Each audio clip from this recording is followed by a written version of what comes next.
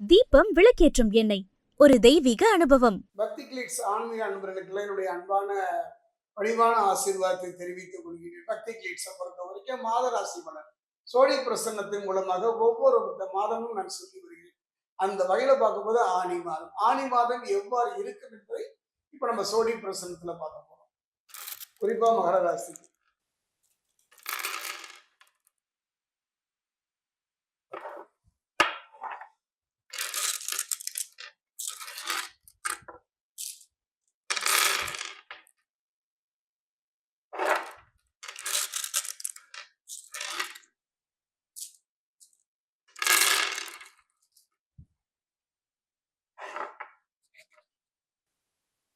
மகர ராசி என்பவர்களே, அருமையான தருணம் என்றுதான் சொல்லுவேன்.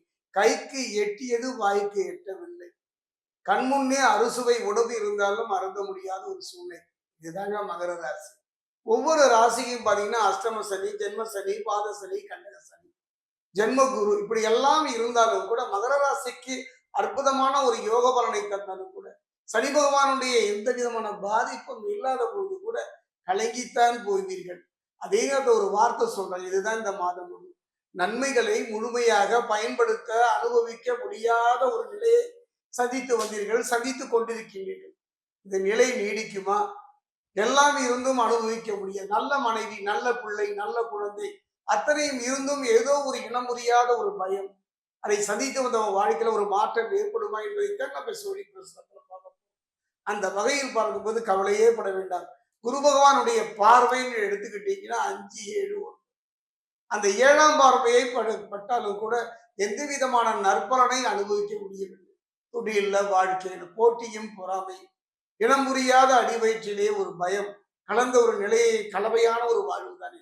கவலைப்பட வேண்டாம். நன்மைகளை நான் சொன்னேன் அல்லவா, அந்த நிலை மாறுமா என்பதைத்தான் இப்ப நான் சொல்ல போறேன். அதே நேரம் உச்சகுரு ஜென்மராசியை பார்ப்பதனால மதிப்பு, மரியாதை, அந்தஸ்து உயரும். எப்படி உயரும்? உயரும்னு நான் சொல்லிடுறேன். உயருமா? ஆனா உயரவில்லையே. என்ன காரணம்? நான் ஒன்று சொல்லிக்கொள்ள ஆசைப்படுகின்றேன். இந்த சோழி பிரசன்னம் பார்க்க உட்காரும் பொழுது, இந்த சோழி பிரசன்னம் கேட்க உட்காரும் போது முதல்ல நீங்க தெரிஞ்சுக்கணும். அதாவது ஒரு வண்டியை ஓட்டுறோம்னா அதை ஓட்டுவதற்கான முழுமையான விவரம் தெரிஞ்சிருக்கணும். அந்த வகையில் பார்க்கும்போது என்ன தசை நடக்குது உங்களுக்கு, மகர ராசியை பொறுத்த வரைக்கும் என்ன தசை நடக்குது, என்ன புத்தி இருக்குது என்பதை நீங்கள் தெரிந்து கொண்டு அமர்வீர்களா அற்புதமான யோக பலனை இல்லாட்டாலும் இருக்கிற மாதிரி நீங்க தெரிவித்துக் கொள்ளலாம். இதை மட்டும் கொஞ்சம் கவனமா வைத்துக் கொள்ளுங்க. பக்தி கிளிட்ஸை பொறுத்த வரைக்கும் நல்ல தசா புத்தி உங்களுக்கு இருக்கா? இல்லைன்னா என்ன, சந்திர புத்தியா, இல்ல குரு புத்தியா, இல்ல குரு தசை நடக்குதா, சனி தசை நடக்குதா, ராகுகேது எது நடக்குது என்பதை நீங்கள் தெரிந்து கொண்டீர்களான அற்புதமான யோகம். அந்த வகையில மகர ராசிக்கு நான் சொன்னேன் அல்லவா, நன்மைகளை முழுமையாக அனுபவிக்க முடியவில்லையே என்று ஏங்கியதற்கு காரணம் என்ன தசா புத்தி நடக்குது என்பதை பார்த்துக் கொள்ளுங்கள். அதற்கான பரிகாரங்களை நல்ல ஒரு ஜோதிடம் சென்று தெரிந்து கொள்ளுங்கள். அற்புதமான யோகங்களை தரும். அது மட்டும் அல்லீங்க, மகரத்தை பொறுத்த வரைக்கும் பிரச்சனைகள் தீரும்.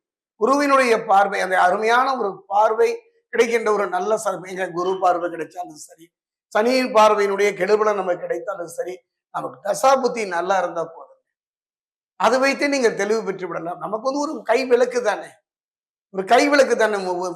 முழுமையா வெளிச்சம் அவசியம் இல்லை. ஒரு கை விளக்கு இருந்தாலே நாம் கடந்து சென்று விடுவோம் அல்லவா.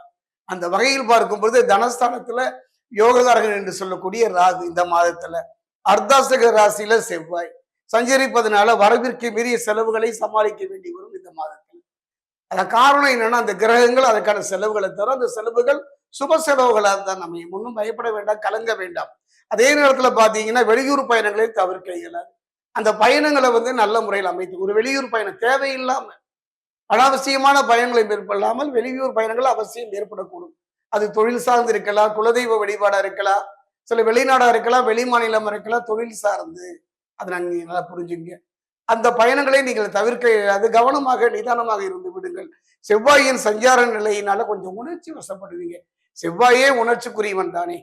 ஆகை அதனால்தான் காரணம் உணர்ச்சி வசப்படக்கூடிய. அது மட்டும் கிடையாது, சில அரசாங்கத்து சம்பந்தமான சில பிரச்சனைகளை சந்திக்கக்கூடும்.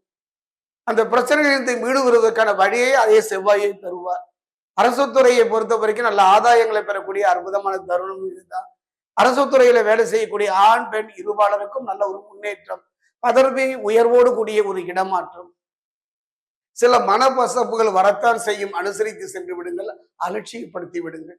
உங்களை பத்தி யாராவது குறை சொல்றாங்கன்னா அதை அலட்சியப்படுத்தி விடுங்கள். காரணம் செவ்வாய். அதே நேரம் பாத்தீங்கன்னா குரு பகவானின் பார்வை கிடைப்பதனால பணக்கொற்ற குறை இருக்காது.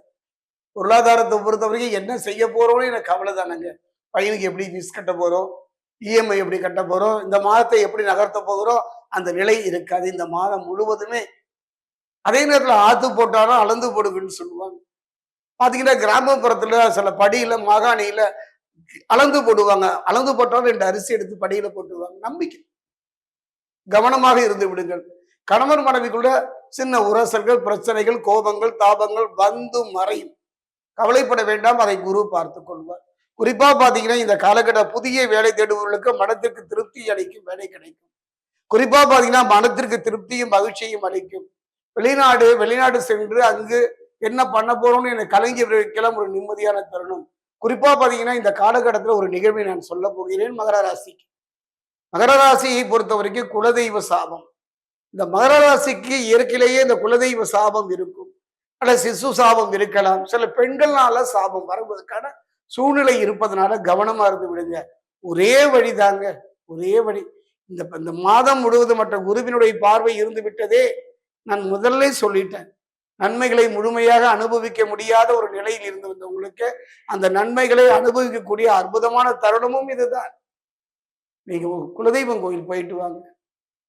குலதெய்வமே தெரியவில்லை என்றால் திருப்பதி ஏழுமலையானை குலதெய்வமாக வைத்துக் கொள்ளுங்கள். ஒரு ரகசியம் சொல்கின்றேன், ஒரு அருமையான ஒரு சந்தர்ப்பம். இந்த ஆலயத்தை பற்றி நான் சொல்லிதான் தெரியணும். ஒரு முறை மாங்கோட்டு காவு என்று சொல்வார்கள் கேரளாவில்.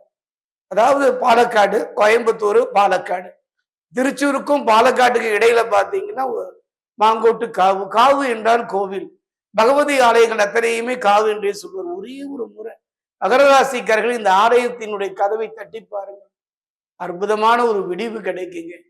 திரும்ப திரும்ப சொல்றேங்க, எல்லாம் இருந்தும் இல்லாத ஒரு நிலை, ஒரு அனாதை போன்ற நிலை மாற வேண்டுமானார், குருவினுடைய அந்த பார்வையை முழுமையாக பெற வேண்டுமானார், இழந்ததை திரும்ப பெற வேண்டுமானால் இந்த ஆலயம் சென்று வழிபாடு செய்யுங்கள்.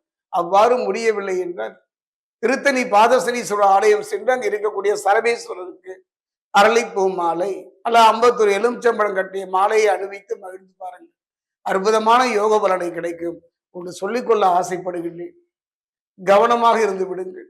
என்ன தசை என்ன புத்தி நடப்பது என்பதை நீங்க கமெண்ட் பாக்ஸ்ல சொல்லுங்க.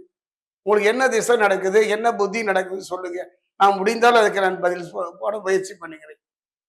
ஆக இந்த பொன் வைக்கும் இடத்தில் பூவை வைக்க ஒரு நிலைதான் இந்த ஆடி மாதம் மகர ராசி.